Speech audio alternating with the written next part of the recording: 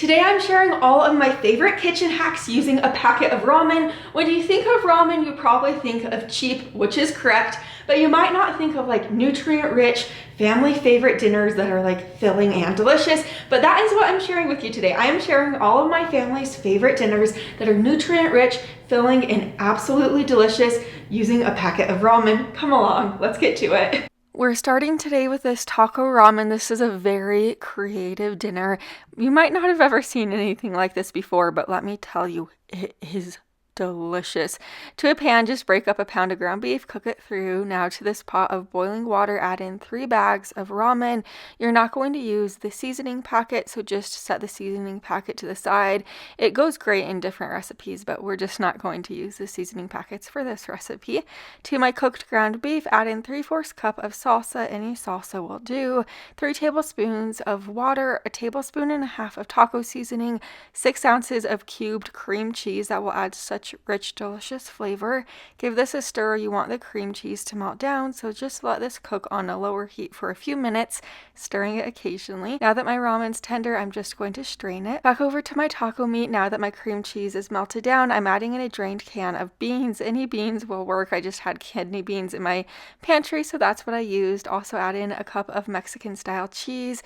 Give it a stir. Once the cheese melts down, grab the pot with the cooked ramen in it and then stir this taco mixture in with the ramen. Be prepared for a seriously delicious dinner. We topped ours with a little bit of cheese, green onions, and fresh tomatoes. This is one of a kind. It is absolutely delicious. I'm going to be making this more often just because it truly is so good. It's kind of like a taco mac, but with ramen. So it's just delicious and has a wonderful texture. Now we're making this ramen bake. This is very similar to the dumpling bake I made in the viral TikTok recipes video from a couple weeks ago, but with ramen. Spray a 9x13 baking dish with nonstick spray, then add 1 can of coconut milk just right into the bottom of your pan. Then add a tablespoon of minced garlic and minced ginger. Next, add in 3 tablespoons of red curry paste. This will add great, delicious flavor. And then you're going to add in 2 tablespoons of low sodium soy sauce. You'll also add in 1 tablespoon of honey, or you could use brown sugar. This just adds a tad bit of sweetness, and it just really completes the meal in my opinion. Then add in about a tablespoon of lime juice. As some of you know, my lime juicer / like lemon juicer has been missing, and it is still missing to this day, believe it or not. But I am going to go on a search for it soon. I'm sure it's somewhere. Anyway, now give this a whisk. You want all the ingredients to get combined together, and you want it to look like a beautiful coral, like orange color. Next, add in a 1.5 cups of chopped spinach, 3 packets of ramen. You might have to break up the ramen just a little bit, and that is totally fine. Next, add in 1 cup of water. Cover this tightly with foil. Bake this in a preheated oven to 350 degrees for about 35 to 45 minutes. You basically want that ramen to be cooked through, and if it's not completely cooked on the top when it's out of the oven, that is totally fine. Just remove the foil, and since it's going to be so hot in general, like the sauce, just give it a little stir, and then the rest of the ramen will complete cooking as you stir it. But what I'm doing is I'm adding a little bit of chili oil flakes over the top. That's just going to give it a little bit extra flavor. Chili oil flakes are super delicious. I'm also adding sliced green onions and sesame seeds, but you could add anything to the top of this that you'd like. I also added lime. I feel like lime juice is just so good in this dish. It is like the most delicious, rich sauce. This is such a delicious, savory dinner, also made on a very tight budget. So this is very affordable to throw together. If you wanted to, you could add like cubed chicken into this to give it extra protein. Now we're making this ramen chicken Alfredo. This one left me speechless. Anyway, I'm just starting on the Alfredo sauce. I'm using these 2 packets of Knorr Alfredo sauce. I've always wanted to try this like powdered sauce mix. I know like jars of Alfredo sauce aren't as good as like homemade Alfredo sauce, so I was really excited to try these. Powder packets, I just found them at my grocery store, so all you have to do is add milk to your pot along with the packets. I'm using 2 packets because I'm making a large baking dish of this like chicken Alfredo, but you could of course use 1 packet in half the recipe, or you could use jarred Alfredo sauce or homemade Alfredo sauce for this recipe. Really whatever you'd like. But while my sauce is thickening up, I'm just going to start on my chicken. I have one chicken. This is like the refrigerated rotisserie chicken, so it's only $3.97. It's a great deal. I love using part of these for dinner and then like freezing the other part of the chicken for another dinner or like a lunch. I have a 9x13 baking dish. I sprayed it with nonstick spray. Now I'm adding 6 packets of ramen just to the bottom of my baking dish. Over the top of the ramen, I'm sprinkling 1 seasoning packet. I'm only using one of the seasoning packets just because it will give it some added flavor, but we don't want it to be like overpowering with that ramen seasoning.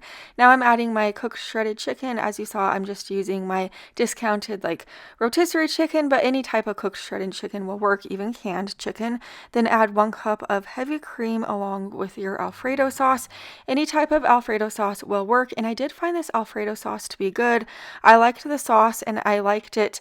I didn't like it as much as like homemade like Alfredo sauce, but I did like it better than like jarred Alfredo sauce. So just so you could keep in mind if you ever want to try that. Anyway, next I'm adding in 1 cup of water along with salt, pepper, and Italian seasoning. Then I'm adding on about 3/4 cup of Parmesan cheese. I'll cover this with foil. This will bake in a preheated oven to 350 degrees for about 45 minutes. You want the ramen to steam so it could become tender in the end, and then once the ramen is through cooking, just give this a stir. You want to stir it well because, as you know, ramen like kind of clumps together as it's cooking. So stir it so it could get super saucy, and then you could serve it up. My honest opinion about this dinner, I thought it was good. I do prefer like traditional fettuccine chicken Alfredo better. Not my favorite use for ramen, but I did think it was pretty good and my whole family did like it. So just keep that in mind. Now we're getting started on this ramen soup. This one was also a meatless meal, so to a pot on the stove, add in a tablespoon of olive oil, and I found this seasoned mushroom medley at my store. It's like a variety of mushrooms, seasoning, garlic, and oil, and I found it in like the frozen veggie area. I did find this veggie mixture to be really good, these mushrooms, and cutting up mushrooms does take a while, and like buying that many like variety of mushrooms can be pricey, so I did like that. Also, I added in 1 cup of matchstick carrots, 1 diced onion. My onion was frozen. If you don't freeze your onions before they go bad, I definitely recommend doing that. I like to just freeze them and then keep them in the freezer, and then just in a like bag. Whenever I need onions, I could just take out however much I'd like for a recipe, but I let the mushrooms cook for about 5 minutes. Then I added in 1 cup of fresh broccoli florets, 1 cup of fresh chopped kale, 5 cups of beef broth, 3 cups of water, 3 tablespoons of low sodium soy sauce, 1 of the ramen seasoning packets, and then you're going to add in 2 packets of ramen. Of course, you could double this recipe or half it. I'm going to let this simmer until the ramen is tender, and then you could basically serve it up with this ramen soup. You could totally use any veggies you have on hand or that are like your favorite veggies. These are kind of just veggies I had on hand. I'm also going to top it with this like crispy chili oil. I find it to be so good. We also topped it with green onions, sesame seeds. This is just a delicious, very affordable soup. It's also very filling, and it has tons of nutrient-rich veggies in it. I definitely recommend this one, and if you want to add like pork to this, you could. That would be so good. This is a trick my dad taught me years and years ago. He used to do this when he was living in New Zealand, actually, he told me. But to a pot of water, add in your ramen. You could add in 1 to 2 packets. And then once it is like tender, of course, add in your seasoning, give it a stir. And then to give your ramen extra protein, if you are on a budget and just looking to save some money, add in a couple of eggs. Just drop your eggs in there and then cook them until basically the way you like them to be. You could cook them until they're a little bit harder, or you could cook them until they're softer. But this will give your ramen a lot of added protein just by adding eggs in there, and then you could serve it up, and it also makes it extra flavorful in the end. As you see, this egg was a little bit more on the harder side, this one was on the softer side, but this is just a really great like favorite way of ours to make ramen. Just give it a little bit extra protein and flavor. Now we're making this ramen stir fry. This one will cost you just a few dollars to make. It's easy and delicious. It's one of my all-time favorite dinners to throw together. To a pan on the stove, add in about a tablespoon of olive oil, then add in your 20-ounce bag of frozen stir fry veggies. I like this blend that they sell at Walmart. I do find it to be like a high-quality blend of veggies.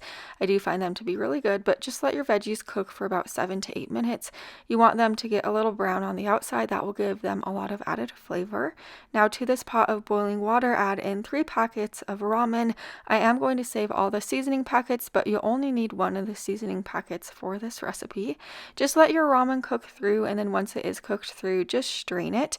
And then I am using my over the sink strainer. I just love this strainer. It's compact and easy to use. But now that my veggies are tender, I'm just going to add in my cooked ramen along with 1/4 cup of low sodium soy sauce, 4 tablespoons of water, and 1 packet of ramen. This recipe is also in my cookbook. It's on page 228. It's in my cookbook called Make It Simple. It's just full of like easy, realistic recipes that only have either a few ingredients in them or just like very simple recipes to throw together. Give this a super duper good stir, and then you could serve it up. This dinner comes together in just minutes. It's easy. My whole family likes it, and you could of course use other veggies if you'd like. You could use fresh veggies, but I really do like that like frozen veggie blend, and it is a fairly good price at my store. We topped this dinner with green onions and sesame seeds. This one is always a winner whenever we make it. Some of you guys have guessed it, but I have exciting news coming soon, so make sure you're subscribed so you don't miss it. Bye for now.